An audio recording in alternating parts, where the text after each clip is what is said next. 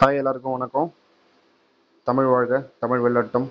உங்கள் கல்வேதம் ராஜ்குமார் பேசுகிறேன். நம்ம ஏற்கனவே அலகு மற்றும் அளவீடுகள் அப்படின்ற டாபிக் பார்த்துருந்தோம். என்சிஆர்டி சிபிஎஸ்சி சிலபஸ் பேஸ்டில் என்னென்ன கொஷின் இருக்கோ அது எல்லாமே எக்ஸ்ட்ரா எக்ஸாமில் கேட்ட கொஷின்ஸ் எல்லாத்தையுமே ஒரு ஒரு பிடிஎஃபாக கன்வெர்ட் பண்ணி ஒரு 85 கொஷின்ட்டே என்னென்ன கொஷினோ அதை மட்டும் வீடியோ அப்லோட் பண்ணியிருந்தோம். அதே மாதிரி அதே என்சிஆர்டி பேஸில் புக்லேருந்து லைன் பை லைனாக சிபிஎஸ்சி புக்லேருந்து 8th 9th மட்டும்தான் அந்த ஃபோர்ஸ்ன்ற டாபிக் இருக்குது. அதிலிருந்து லைன் பை லைனாக எடுத்த கொஷின் தான் ஒரு பார்ட் 1ல் ஒரு 50 கொஷின் அப்லோட் பண்ணுறேன். பேலன்ஸ் கொஷினை அடுத்த பார்ட்டில் அப்லோட் பண்ணுறேன். ஓகேங்களா? ஃபர்ஸ்ட் கொஷின் பார்க்கலாங்களா? அறிவியலில் ஒரு பொருளை இழுத்தல் தள்ளுதல் எவ்வாறு அழைக்கப்படும் அப்படின்னு கேட்டிங்கன்னா விசைன்னு அவர் சொல்லுவாங்க. அறிவியலில் ஒரு பொருளை இழுக்கிறது தள்ளுறதை எப்படி அழைக்கப்படும் அப்படின்னா விசை அப்படின்னு அழைக்கப்படும். ஒரு பொருளுக்கு கொடுக்கப்பட்ட இயக்கமானது டேஷ் எனப்படும் அப்படின்னா அதுவும் விசை எனப்படும். ஒரு பொருளுக்கு கொடுக்கப்பட்ட இயக்கமானது டேஷ் எனப்படும் அப்படின்னா விசை எனப்படும். ஒன்றின் மீது ஒன்று செயலாற்றத்தின் விளைவே டேஷ் ஆகும். அதுக்கும் ஆன்சர் விசை. ஒன்றின் மீது ஒன்று செயலாற்றத்தின் விளைவே டேஷ் ஆகும்னா விசை. ஒரு விசையின் வலிமையை அதனுடைய டேஷால் அறியலாம் அப்படின்னா பரும அளவால் அறியலாம். ஒரு விசையோட வலிமையை எதனால் அறியலாம் அப்படின்னா பரும அளவால் அறியலாம்.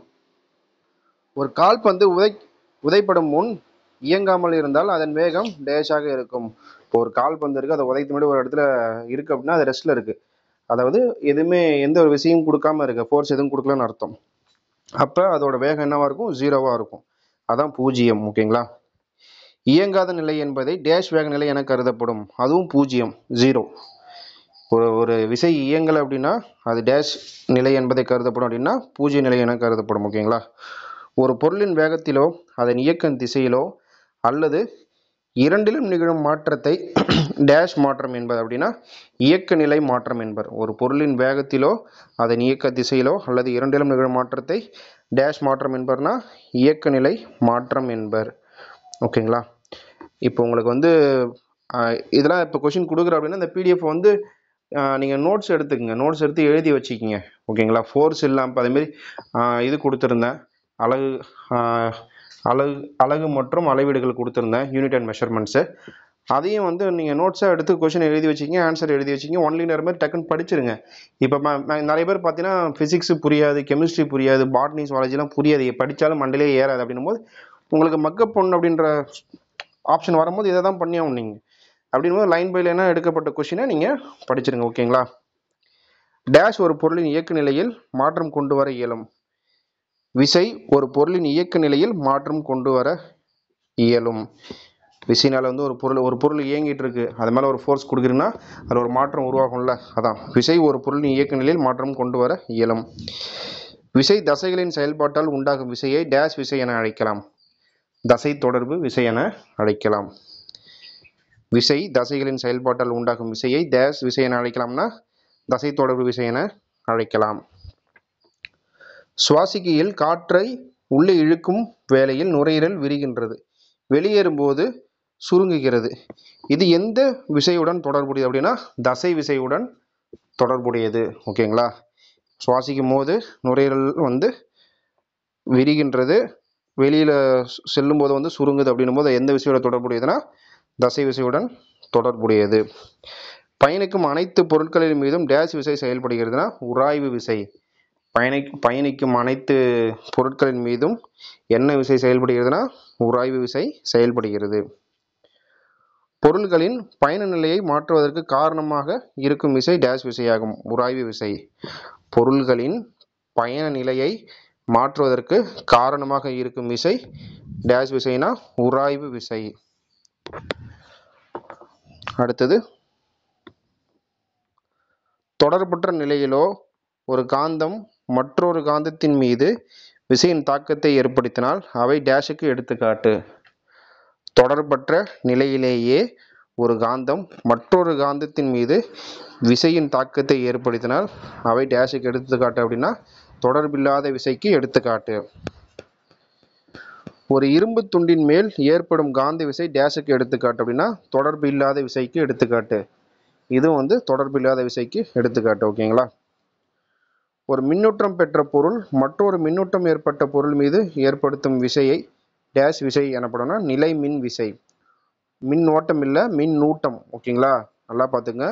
ஒரு மின்னூட்டம் பெற்ற பொருள் மற்றொரு மின்னூட்டம் ஏற்றப்பட்ட பொருள் மீது ஏற்படுத்தும் விசை நிலைமின் விசை எனப்படும். ஓகே, நிலைமின் விசையானது எதற்கு எடுத்துக்காட்டு? தொடர்பு இல்லா விசைக்கு எடுத்துக்காட்டு. நிலைமின் விசை எதற்கு எடுத்துக்காட்டு அப்படின்னா தொடர்பு இல்லா விசைக்கு எடுத்துக்காட்டு. ஆற்று நீர் தாழ்வான பகுதியை நோக்கி பாய காரணம் வந்து புவி ஈர்ப்பு விசை. ஆற்று நீர் வந்து தாழ்வான பகுதியை நோக்கி ஏன் இப்போ அந்த பக்கம் பாயுது அப்படின்னா புவி ஈர்ப்பு விசையினால தான் வந்து தாழ்வான பகுதியை நோக்கி பாயுது. ஓகேங்களா, ஒரு மரத்துண்டை இரண்டு பக்கமும் இழுத்தால் மரத்துண்டு நகராது. அதனால் அதை டேஷ் விசை என்பர்னா சமநிலை விசை என்பர். இப்போ ரெண்டு பக்கமும் இந்த பக்கமும் ஒரே ஃபோர்ஸ் கொடுக்குறீங்க, அந்த பக்கமும் ஒரே ஃபோர்ஸ் கொடுக்குறீங்க. ரெண்டு பக்கமும் ஒரே ஃபோர்ஸ் கொடுக்கும் போது அது என்ன விசை இருக்குன்னா சமம். இந்த ரெண்டு பக்கமும் சமமான ஃபோர்ஸ் இருக்கும்போது சமநிலை விசை இருக்கும். அதனால வந்து இரண்டு பக்கமும் அதாவது ஒரு மரத்துண்டு இரண்டு பக்கமும் இழுத்தால் மரத்துண்டு நகராது. எதனால் நகராது? ரெண்டு பக்கமும் சேம் ஃபோர்ஸ் இருக்கனால நகராது. அதனால தான் சமநிலை விசை அப்படின்னு சொல்றோம். விசையின் எஸ்ஐ அலகு நியூட்டன். ஒரு மரத்துண்டை இரண்டு பக்கமும் சமநிலை அற்ற நிலையில் இழுக்கும்போது அது விசை உள்ள பக்கம் மரத்துண்டு செல்லும் இதை டேஷ் என்பர்னா சமநிலை அற்ற விசை என்பர். புரியுதுங்களா? ஒரு மரத்துண்டை சமநிலை அற்ற விசையில இழுக்கும் போது, ஆனால் ஒரு பக்கம் ஃபோர்ஸ் அதிகமாக இழுக்கிறாங்க, ஒரு பக்கம் ஃபோர்ஸ் கம்மியாக இழுக்கிறாங்க அப்படின்னும் போது அந்த மரத்துண்டு எந்த பக்கம் போகும்? சமநிலை எந்த பக்கம் ஃபோர்ஸ் அதிகமாக இருக்கோ அந்த பக்கம் போகும். அப்போ இப்போ இங்கே என்ன வருது அப்படின்னா சமநிலை அற்ற விசை இங்கே வருது. ஒரு பெட்டியை சொரசொரப்பான தரையில் மெதுவாக தள்ளினால் அந்த பெட்டி நகராத காரணம் சொரசொரப்பான தரையில் உள்ள டேஷ் விசை, உராய்வு விசை. ஒரு பெட்டியை சொரசொரப்பான தரையில் மெதுவாக தள்ளினால் அந்த பெட்டி நகராத காரணம் என்னன்னா சொரசொரப்பான தரையில் இருக்க உராய்வு விசை. ஓகேங்களா, இப்போ வழவழன்னு இருக்க தரையில் தள்ளினா சல்லுன்னு வழுகிட்டு ஓடிடும். சொரசொரப்பாக இதில் தள்ளினா வழுகிட்டு போகாது. ஏன்னா அந்த சொரசொரப்பு வந்து கிரிப்பாக இழுத்து இழுத்து பிடிக்கும். அதுக்கு பேர் என்ன விசைன்னு சொல்றாங்கன்னா உராய்வு விசை அப்படின்னு சொல்றாங்க. ஒரு பெட்டியை அதிக பலத்துடன் தள்ளினால் தள்ளும் விசை உராய்வு விசையை விட அதிகமாக இருப்பதினால் டேஷ் விசை ஏற்பட்டு பெட்டி நகரம்னா சமநிலை அற்ற விசை. ஓகேங்களா, இப்போ நம்ம தள்ளி பார்க்குறோம் சொரசொரப்பான இருக்கிற இடத்துல பெட்டி நகர மாட்டேங்குது. ஒரே ஒரு ஜேசி பச்சு சறுக்குன்னு இழுக்கிறோம் அப்படின்னா டக்குன்னு போயிடும். ஏன்னா அங்கே ஃபோர்ஸ் அதிகமாக கொடுக்குறோம். ஓகேங்களா, அப்போ என்னது சமமான விசை இல்லாமல் சமநிலை அற்ற விசை கொடுத்துட்றோம். இதை தாண்டி அதிகமான விசையை கொடுத்துட்றோம். அதனால என்ன விசை ஏற்படுதுங்கன்னா சமநிலை அற்ற விசை. ஒரு சைக்கிளை பெடல் செய்வதை நிறுத்தினால் அது மெதுவாக செல்லும். அது டேஷ் விசை அப்படின்னா உராய்வு விசை. ஒரு ஒரு சைக்கிளை பெடல் செஞ்சுட்டே இருக்கீங்க, அது நிறுத்திட்டுனா அது மெதுவாக போக ஆரம்பிக்கும். அது எதை வச்சு போக ஆரம்பிக்கும்னா உராய்வு விசையை வச்சு போக ஆரம்பிக்கும் அப்படின்னு சொல்லி சொல்றாங்க. ஒரு பொருளின் வேக வளர்ச்சி அதிகப்படுத்தும் போது டேஷ் தேவைப்படுகிறதுனா சமசீரற்ற விசை தேவைப்படுகிறது. ஒரு பொருளின் வேக வளர்ச்சியை அதிகப்படுத்தும் போது அதுக்கு என்ன விசை தேவைப்படுதுன்னா சமசீரற்ற விசை. சரிங்களா, சமசீரற்ற விசைனா 5 கிலோமீட்டர் ஸ்பீடில் தான் தள்ளணும் அப்படின்னு ஒரு ஃபிக்ஸ் பண்ணுறீங்கன்னா அது சமநிலையான விசை. ஓகேங்களா, இப்போ திடீர்னு 5 கிலோமீட்டர் ஸ்பீடு இல்லாமல் அதிகமாக போகணும், ஏதோ பண்ணி போக வைக்கணும் அப்படின்னா கண் அப்படின்னு பிடிச்சி தள்ளுற.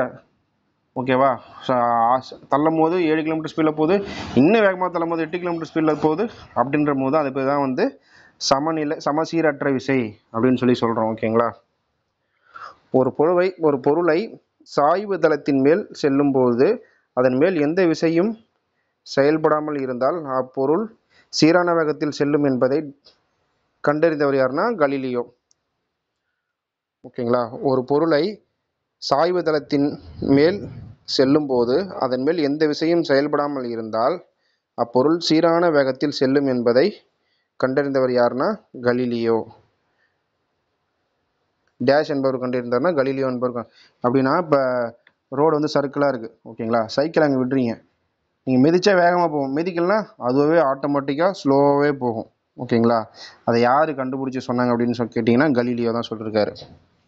ஓகேங்களா, நியூட்டனின் முதல் இயக்க விதியை டேஷ் என்று அழைப்பார். நியூட்டனின் முதல் இயக்க விதியை நிலைம விதி என்று அழைப்பார். First law, Newton first law இருக்குல்ல, அதுக்கு இன்னொரு பேர் என்னன்னா நிலைம விதி. ஓகேங்களா, விசையின் அடிப்படை என்ன அப்படின்னா தள்ளுதல், இழுத்தல், அடித்தல், இதெல்லாமே ஃபோர்ஸ். தள்ளினாலும் ஃபோர்ஸு தான், அடித்தாலும் ஃபோர்ஸு தான், இழுத்தாலும் ஃபோர்ஸு தான். ஓகேங்களா, விசை தான் எல்லாமே. விசையின் அடிப்படை எதுனா தள்ளுதல், அடித்தல், இழுத்தல். ஒரு கோழி சாய்வு தளத்தில் மேல் உருண்டால் அதன் திசைவேகம் டேஷ் ஆகும். அதிகரிக்கும் அல்லது கோலி சமசீரற்ற விசையில் போகும். ஓகேங்களா, ரெண்டு ஆப்ஷனும் கேட்பாங்க. அதிகரிக்கும்னு கேட்டுக்கலாம், சமசீரற்ற விசை அப்படின்னு கேட்டுக்கலாம். ஒரு கோலி சாய்வு தளத்தில் மேல் உருண்டால் அதன் திசைவேகம் சமசீரற்ற விசையில் போகும், அப்படி இல்லைன்னா அதிகரிக்கும். ஓகேங்களா, டேஷ் விசை கீழே சேரும்போது சரியான திசைவேகத்தை அடையும். புவியீர்ப்பு விசை கீழே சேரும்போது சரியான திசைவேகத்தை அடையும். எந்த விசை வந்து கீழே சேரும்போது சரியான திசைவேகத்தை அடையும்னா புவியீர்ப்பு விசை. ஓகேங்களா, புவியீர்ப்பு விசையின் திசைவேகம் மேலே ஏறும்போது குறையும். புவியீர்ப்பு விசையின் திசைவேகம் மேலே ஏறும்போது குறையும். ஒரு ஓய்வு நிலையில் ஒரு ஓய்வு நிலை அப்படி அல்லது சீரான இயக்கத்தில் இருக்கும் பொருளின் மீது டேஷ் செயல்படாத வரையில் அது அதே நிலையில் இருக்கும். விசை ஃபோர்ஸ் செயல்படாத வரையில் அதே நிலையில் இருக்கும். ஓகேங்களா, இப்போ ஒரு பொருள் அப்படியே ஒரு இடத்துல வச்சுருக்கோம், அப்படிலாம் போயிட்டே இருக்குது. அது மேலே போய் ஏதாவது நம்ம காலால் ஃபோர்ஸ் ஒரு கொடுத்து எட்டி உதைச்சாதான் ஒன்று அந்த பால் நகரும். இப்போ நார்மலாக அப்படி போயிட்டு இருக்க பஸ்ஸில் போட்டு நம்ம பிடிச்சி வேகமாக ஏதாவது தள்ளினா தான் எக்ஸ்ட்ரா போகும். அப்போ அதுக்கு எது காரணம் அப்படின்னா விசை தான் காரணம். அதான் ஆன்சர், விசை.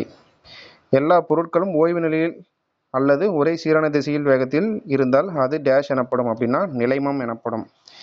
எல்லா பொருட்களும் ஓய்வு நிலையில் எல்லா பொருளும் ஓய்வு நிலையில் இருந்தாலோ ஒரே நார்மலான ஒரே ஸ்பீடாக ஒரே சீரான வேகத்தில் இருந்தாலோ அதற்கு பெயர் என்ன அப்படின்னா நிலைமம் அப்படின்னு அர்த்தம்.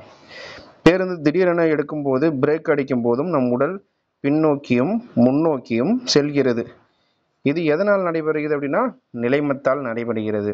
ஓகேங்களா, இது எதனால் நடைபெறுதுன்னா நிலைமத்தால். இப்போ பஸ்ஸு எடுக்கும் போது டபக்குன்னு பின்னாடி போவோம், பஸ்ஸு பிரேக் போட்டு டபக்குன்னு முன்னாடி போவோம். அது எதனால் நடைபெறுதுன்னு சொல்கிறாங்க அப்படின்னா நிலைமத்தால் நடைபெறுகிறது. இது எல்லாமே ஒரு நோட் எடுத்து எழுதிக்கிங்க. சரிங்களா, இந்த கண்டென்ட்டை படிச்சுட்டு எக்ஸ்ட்ரா சோர்ஸ் உங்களால் படிக்க முடியுதுன்னா படிங்க. ஓகேங்களா, ஏன்னா இதை நான் புக்கில் லைன் பை லைனாக உட்காந்து எடுத்தது. கார் வளைவில் வளையும் போது நம் உடல் ஒரு பக்கம் சாய காரணம் டேஷ் விதினா நிலைம விதி. எது காரணம் அப்படின்னா நிலைம விதி தான் காரணம். கலீலியோ கலிலி எந்த நாட்டை சார்ந்தவர்? இத்தாலி நாட்டை சார்ந்தவர். கலீலியோ கலிலி எந்த நாட்டை சார்ந்தவர்னா இத்தாலி நாட்டை சார்ந்தவர். கலீலியோ கலிலி எங்கு பிறந்தார், எந்த ஆண்டு பிறந்தார்? கலீலியோ கலிலி எங்கு பிறந்தார்னா பிசாவில் பிறந்தார். பிசா அப்படின்ற ஒரு இடத்துல பிறந்திருக்காரு. இத்தாலியில் பிசான்ற ஒரு இடத்துல பிறந்திருக்காரு. பிப்ரவரி 1564 1564 பிறந்திருக்காரு. இத்தாலியில் பிசா அப்படின்ற இடத்துல பிறந்திருக்காரு. கலீலியோ கலிலி எதில் ஆர்வம் கொண்டவர்னா கணிதத்திலும் தத்துவத்திலும் ஆர்வம் கொண்டவர். கலீலியோ கலிலி கணிதத்திலும் தத்துவத்திலும் ஆர்வம் கொண்டவர். கலீலியோ கலிலியின் தந்தை யார் அப்படின்னா வின்சென்ட் ஜோவி. கலீலியோ கலிலியின் தந்தை யார் அப்படின்னு பார்த்தீங்கன்னா வின்சென்ட் ஜோவி. கலீலியோ கலிலி எங்கு மருத்துவம் படித்தார் அப்படின்னா பீசாவிலே தான் படித்தார். ஓகேங்களா, 1581. ஆனால் வந்து அவருக்கு அதில் இன்ட்ரெஸ்ட் இல்லை, முழுமையாக படிக்கல, அதை படித்து முடிக்காமல் அப்படி விட்டுட்டார். மருத்துவம் வரான் படித்து முடிக்கல. ஆனால் எங்கே படித்தார் அப்படின்னா பீசாவில் படித்தார் 1581. அதை அவள் முழுமையாக படித்து முடிக்கவில்லை. ஓகேங்களா, கலீலியோ கலிலி எழுதிய புத்தகம் என்ன, எந்த ஆண்டு எழுதினார் அப்படின்னா புக்ஸை எழுதியிருக்காரு. ஃபஸ்ட்டு எழுதின புக்குன்னு பார்த்தீங்கன்னா 1586 லிட்டில் பேலன்ஸ் லெபாலான்சிட்டா அப்படின்றத அவர் தான் எழுதியிருந்தார். அந்த புக்குக்கு பேர் என்னென்னா லிட்டில் பேலன்ஸ் லெபலான்சிட்டா அப்படின்றது தான் அந்த புக்கோட பேர். 1586. ஓகேங்களா, கலீலியோ லிட்டில் பேலன்ஸ் புத்தகத்தை எந்த முறையில் விவரித்திருந்தார் அப்படின்னா ஆர்க்கிமிடிஸின் முறையில் விவரித்திருந்தார். ஆர்க்கிமிடிஸின் முறையில் விவரித்திருந்தார். கலீலியோ தனது பல கட்டுரைகளில் தராசு பயன்படுத்தி பொருட்கள் ஒப்படர்த்தி கண்டுபிடிக்கும் முறையை விவரித்தார். இதை டேஷ் என்பர் அப்படின்னா டிமோட்டோ அப்படின்னு சொல்லுவாங்க. அது கலீலியோ வந்து தனது பல கட்டுரைகள் என்ன பண்ணிருக்காரு, தராசை பயன்படுத்தி ஒரு பொருட்கள் ஒப்பு அடர்த்தி எவ்வளோ வெயிட் இருக்கும், எவ்வளோ அடர்த்தின்றது கண்டுபிடிக்கும் முறையை விவரிச்சிருந்தாரு. அதை வந்து டிமோட்டோ அப்படின்னு சொல்லுவாங்க. ஓகேங்களா, பொருட்களை சாய்வாக கீழே வைக்கும்போது அதனுடைய கீழே விழும் வேகம் டேஷ் என்றும் அதனை தனது கோட்பாட்டில் எழுதியது யார்? பொருட்களை சாய்வாக கீழே வைக்கும்போது அதனுடைய கீழே விழும் வேகம் குறையும் அப்படின்னு சொல்லியிருந்தாரு. அதை தனது கோட்பாட்டில் யார் எழுதியிருந்தாருன்னா கலீலியோ கலீலி தான் வந்து தன்னுடைய கோட்பாட்டில் எழுதியிருந்தார். கலீலியோ எதை பற்றி ஆராய்ந்தார் அப்படின்னா சாய்தளம் பற்றியும் ஊசல் குண்டை பற்றியும் தான் ஆராய்ந்தார். சாய்தளம் மற்றும் ஊசல் குண்டு. ஓகேங்களா. ஊசல் குண்டை வடிவமைத்தவர் யாருன்னா கலீலியோ கலீலி தான் ஊசல் குண்டை வடிவமைத்தார். ஊசல் குண்டை கலீலியோ கலீலி எந்த ஆண்டு வடிவமைத்தார் அப்படின்னா 1640 வடிவமைத்தார். ஓகேங்களா. சமசீரான வேக வளர்ச்சி உள்ள ஒரு பொருள் அது கடந்த தூரமானது நேரத்தில் டேஷ் இருக்கும் என்றார் கலீலியோ. சமசீரான வேக வளர்ச்சி உள்ள ஒரு பொருள் அதை கடந்த தூரமானது நேரத்தின் டேஷ் இருக்கும் என்றால் கலீலியோ. இரு மடங்கின் எதிர் விகிதத்தில் இருக்கும் என்றார் கலீலியோ. சமசீரான வேகத்தில் உள்ள ஒரு பொருள் அது கடந்த தூரமானது நேரத்தின் 2 மடங்கின் எதிர் விகிதத்தில் இருக்கும் என்றார் கலீலியோ. ஓகேங்களா. கலீலியோவின் வான ஆராய்ச்சியின் புத்தக பெயர் என்ன? வான ஆராய்ச்சினா ஆகாயம் இருக்குல்ல, அவர் புத்தக பெயர் என்ன அப்படின்னு பார்த்தீங்கன்னா ஸ்டாரே மெசஞ்சர், நட்சத்திர தூதுவர்கள். வான ஆராய்ச்சிக்கு ஒரு புத்தகத்தோட பெயர் வச்சிருந்தா அந்த புத்தகத்தோட பெயர் வந்து என்ன அப்படின்னா ஸ்டாரே மெசஞ்சர் இங்கிலீஷ் சொல்லுவாங்க, நட்சத்திர தூதுவர்கள் அப்படின்ட்டு தமிழில் சொல்லுவாங்க. நிலாவில் மலைகள் உள்ளன, மில்கிவேவில் விண்மீன்கள் உள்ளன என்று கூறியவர் யார்? அதை எந்த புத்தகத்தில் எழுதினார்? நிலாவில் மலைகள் உள்ளன, மில்கிவேவில் விண்மீன்கள் உள்ளன கூறியது வந்து கலீலியோ கலீலி தான். அதை வந்து எதில் இருந்தார்னா நட்சத்திர தூதுவர்கள் அந்த ஸ்டாரே மெசஞ்சர் புத்தகத்தில் தான் அதை எழுதியிருந்தார். ஓகேங்களா. கலீலியோ வியாழனை சுற்றி எத்தனை கோள்கள் உள்ளன என்றார்? கலீலியோ வந்து வியாழனை சுற்றி எத்தனை கோள்கள் உள்ளன என்றார்னா 4 கோள்கள் தான் வியாழனை சுற்றி இருக்கு அப்படின்னு சொன்னது யாருன்னா கலீலியோ. ஓகேங்களா. இப்போ இந்த ஃபர்ஸ்ட் பார்ட் முடிஞ்சு பேலன்ஸ் இருக்க கொஸ்டின்ஸை வந்து செகண்ட் பார்ட்டில் அப்லோட் பண்ணுறேன்.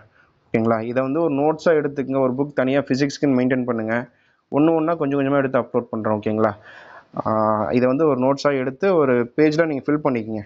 இதை விட உங்களால் ஈஸியாக வந்து கொஷினை மேக் பண்ணி உங்களால் ஞாபகம் வச்சுக்க முடியும் அப்படின்னா அப்படி கூட பண்ணிக்கங்க. சரிங்களா. Okay, thank you.